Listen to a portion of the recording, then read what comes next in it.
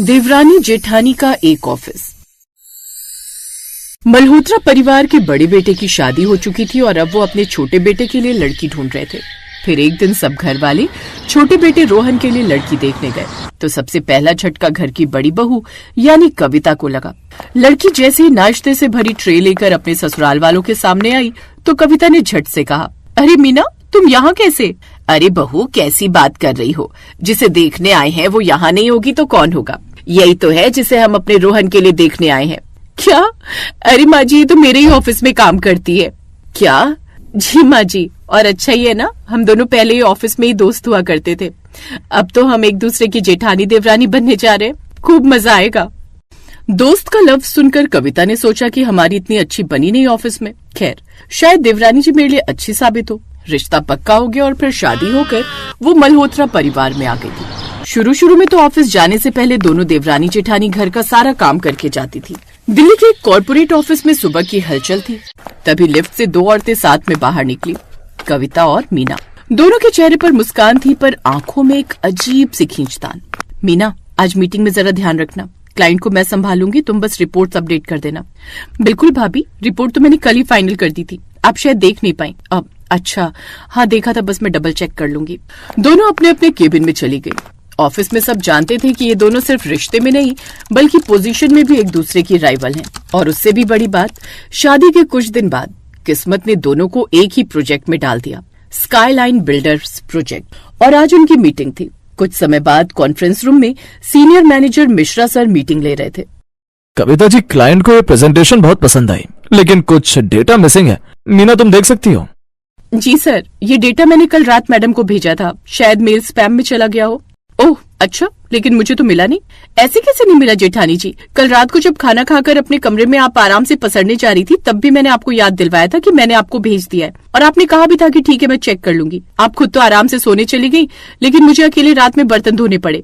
हाँ तो जब दिन में तुम बड़े मजे से ये कहकर कि मेरा फेवरेट सीरियल निकल जाएगा तब किचन से चली गई थी, तब मैंने तो तुम्हें कुछ नहीं कहा। उनकी ये बातें सुनकर मिश्रा सर बोले, अरे ये तुम कहाँ की बात कहाँ लेकर जा रही हो? माना कि अब तुम देवरानी जेठानी हो, लेकिन इसका मतलब ये नहीं कि तुम कुछ भी बोलो और हम सुन लेंगे। और कविता, तुमने मेल चेक क्यों नहीं की? सर मैं एक बार फिर चेक कर लूंगी। ठीक है, अगली बार दोनों थोड़ा कोऑर्डिनेशन रखिएगा, आप दोनों तो एक ही टीम है। मीटिंग खत्म होते ही कविता का चेहरा तन गया। मीना, अगर तुमने काम भेजा था तो सीधा मुझे बता सकती थी, मैं यहाँ बैठी हूँ, कोई जूनियर नहीं हूँ तुम्हारी। भाभी, मैंने व्हाट्सएप पर भी मैसेज किया था, शायद आपने देखा नहीं। हाँ, तुम्हें तो हमेशा सही रहना है ना, चाहे वो ऑफिस हो या घर, तुम तो कभी गलत हो ही नहीं सकती, है ना? जब से आई हो बस सासू माँ को तुम्हारे ही हाथ का खाना अच्छा लगता है। कहती है मीना बहू क्या हलवा बनाती है, जैसे कि मेरा बनाया हुआ हलवा तो कड़वा होता है ना। जेठानी जी, आप कौन सी बात लेकर बैठ गई? चुप कर तू, अच्छे से जानती हूँ मैं तुझे, तू ना ज्यादा शरीफ बनने की कोशिश मत कर। मीना ने कुछ नहीं कहा, बस मुस्कुराकर अपने केबिन में चली गई। सारा दिन काम करने के बाद शाम को जब दोनों घर लौटी तो सास ने मुस्कुराकर पूछा, कैसा रहा आज ऑफिस? सब अच्छा रहा माँ, बस काम थोड़ा टाइट है। हाँ, मीना बहुत मेहनत कर रही है, रातों रात स्टार बन जाएगी। अरे ऐसी क्या बात कह दी तुमने? कुछ नहीं माँ जी, बस ऑफिस में कुछ बातें होती रहती हैं। तो ऑफिस की बातें ऑफिस में ही छोड़कर आया करो बहू, घर में तुम दोनों देवरानी जेठानी हो तो उसी तरह प्यार के रिश्ते से रहो। हाँ, जैसे कि ये घर की बातें ऑफिस में लाती नहीं ना। मीना अब चुप रही, पर उसने मन में ठान लिया कि अब साबित करके रहूंगी कि मैं किसी से कम नहीं। कुछ देर बाद खाना बनाने की तैयारी करने लगी। मेरा आज धनिया पुदीने की चटनी खाने का मन है, सब्जी के साथ वो भी बना लेना। सब्जी बन जाए मुझसे वही बड़ी बात है, और कुछ नहीं बनता मुझसे। जैसे आप थक गई हैं वैसे ही मैं भी थक गई हूँ। जेठानी हो तेरी, जो कहा है ना उसे मान लिया कर। हाँ, ऑफिस में सीनियर है तो मान लूं, घर में रिश्ते में छोटी हूँ तो आपकी बात मान लूं, मतलब मेरी खुद की तो कोई वैल्यू ही नहीं है ना। हाँ नहीं है, अच्छा ये बात है, तो मैं भी नहीं बनाने वाली कोई चटनी वटनी, आप खुद ही बना लो। हाँ तो रहने दे, कोई एहसान नहीं चाहिए, खुद ही बना लूंगी। पहले जहाँ दोनों देवरानी जेठानी में ठीक ठाक प्यार था, वहीं अब दोनों में कुछ खास नहीं बनती थी।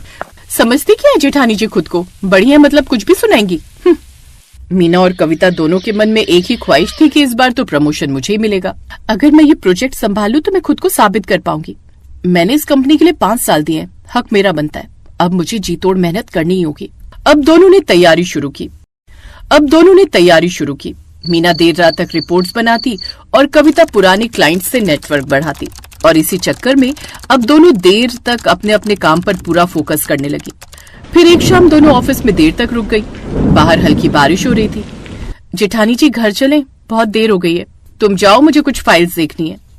अच्छे से जानती हूँ मोहतरमा को, सोच रही है कि काम का बहाना बनाकर मैं देर तक ऑफिस में रुक जाऊंगी और देवरानी तब तक घर के सब काम करके रखेगी।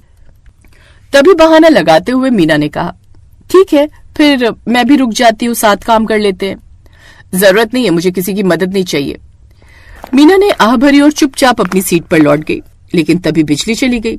भाभी अंधेरा हो गया। हाँ तो लैपटॉप की लाइट ऑन रखो, डरने की क्या बात है। डर नहीं लग रहा, बस लग रहा है कि हम दोनों कितने अजीब हैं, घर में साथ, ऑफिस में मुकाबले में।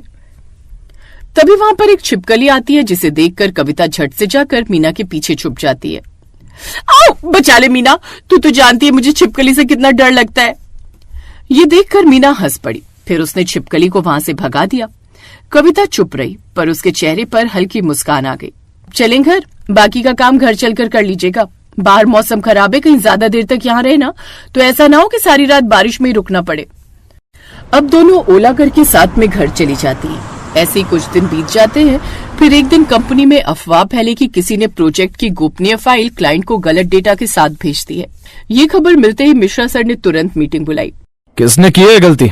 फाइल मीना के नाम से गई है। जब तक जांच पूरी नहीं होती मीना, तुम्हें सस्पेंड किया जाता है। सभी की निगाहें मीना पर टिक गईं। सर मैंने तो सही रिपोर्ट भेजी थी। सर शायद गलती से पुरानी फाइल भेज दी हो। नहीं भाभी, मैंने 2 बार चेक किया था। किसने की है गलती? फाइल मीना के नाम से गई है। जब तक जांच पूरी नहीं होती मीना, तुम्हें सस्पेंड किया जाता है। ये सुनकर अब ऑफिस में सन्नाटा छा गया। मीना के आंसू नहीं रुक रहे थे। घर आकर भी वो अपने कमरे में उदास बैठी रही। उस रात उसे नींद ही नहीं आई। अपनी देवरानी की ऐसी हालत देख उसे भी उस पर बड़ी दया आ रही थी। वो भी सारी रात नहीं सो पाई। रात भर कविता भी करवट ही बदलती रही।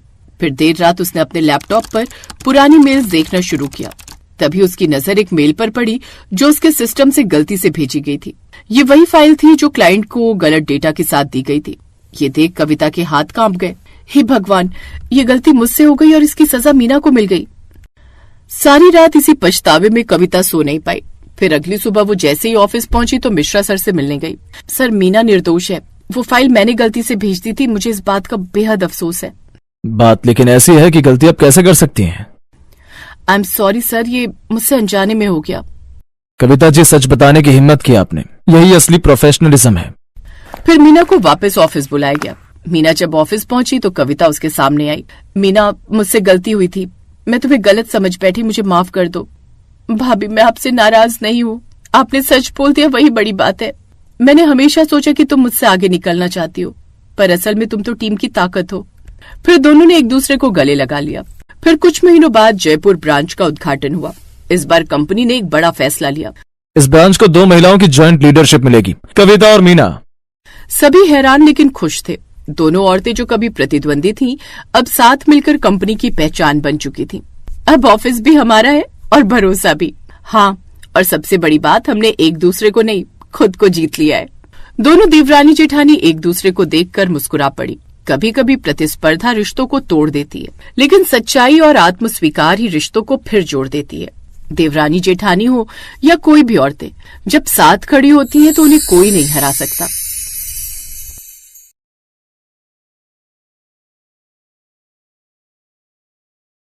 नागपुर में रहने वाली सुलोचना देवी की 2 बहुएं थी, बड़ी बहू रचना और छोटी बहू अलका। रचना जहां सांवली और शरीफ स्वभाव की थी, वहीं अलका बला की खूबसूरत और काफी तेज तर्रार स्वभाव की थी। अलका की शादी हुए अभी 4 महीने ही हुए थे। एक रोज, माँ जी, ये लीजिए मिठाई खाइए। ये किस खुशी में बहू? वो मैंने जिस कंपनी में नौकरी के लिए इंटरव्यू दिया था ना, वहां से फोन आ गया है, मेरी नौकरी लग गई है। अरे वाह, अब तो मैं भी नौकरी वाली बहू की सास कहलाऊंगी। वो कमला मुझे बड़ा सुनाती थी ना कि उसकी बहू तो नौकरी वाली है। अब मैं भी उन्हें बताऊंगी कि मेरी प्यारी छोटी बहू भी नौकरी वाली है।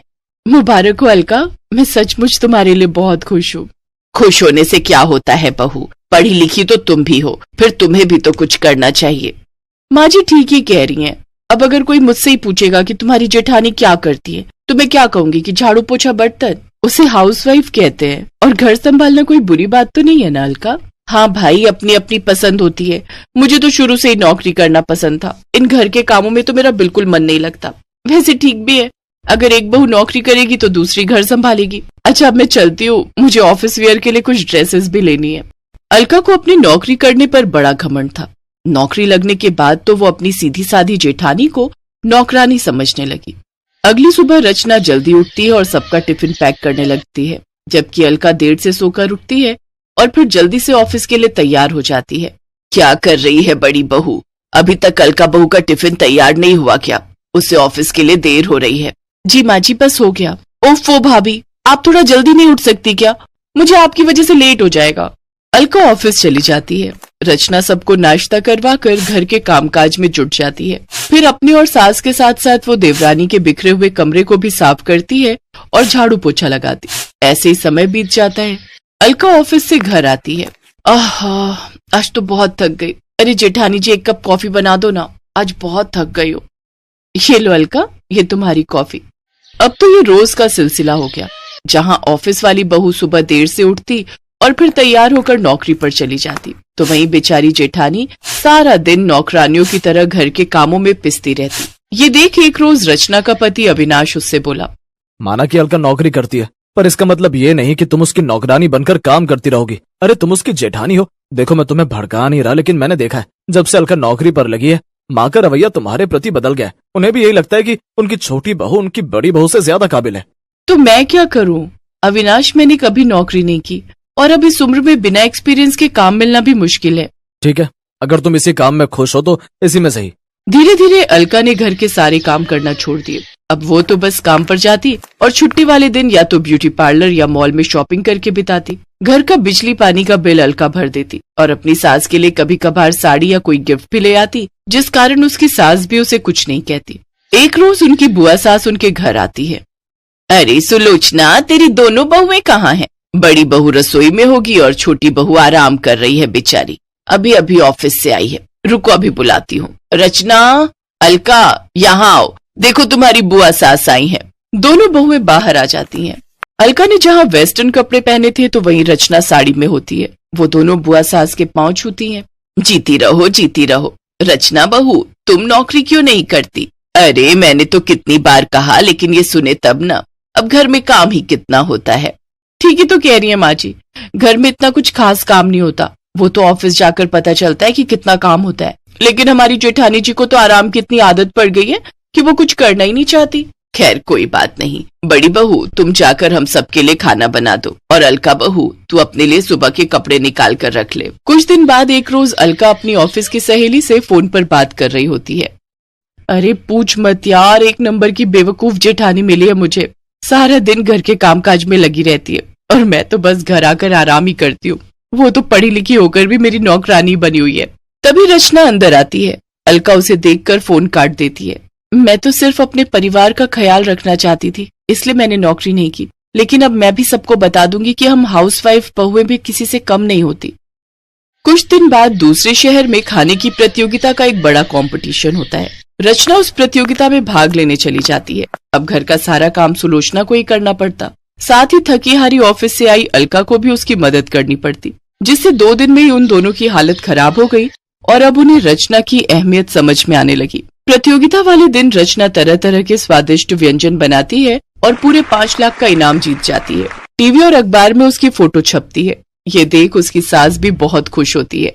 इनाम जीतकर जब रचना घर आती है तो सभी घर वाले फूलमाला पहनाकर उसका स्वागत करते हैं। अलका बहू, जितना तू साल भर नौकरी करके भी नहीं कमा पाती ना, उतना मेरी घरेलू बहू ने एक दिन में कमा लिया।